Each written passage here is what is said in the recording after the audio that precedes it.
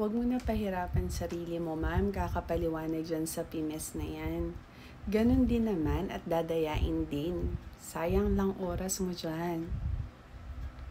Huh? Nandadaya po kayo? Joke! Okay. Huwag mo kayo mag-alala sa akin. Sanay na po ako nang nahihirapan. Dati ko na po ito ginagawa. Sa YouTube nga lang dati. Pero ngayon, nandito na rin sa Facebook. Pero okay lang naman yun. Kasi, kaya ko naman siya ginagawa ay, kasi alam ko yung pakiramdam ng teacher na hindi alam kung ano yung gagawin at walang nagsasabi kung ano yung tamang gawin. Halimbawa, mga bagong teachers, ganyan, di nila alam.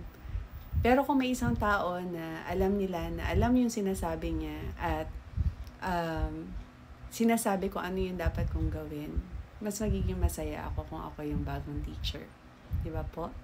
So, para sa akin, naniniwala ako na hindi naman na kailangang lahat ng teacher manood sa akin. Okay lang naman kahit konti lang. Kasi kung sino yung interesado, yun lang yung manood.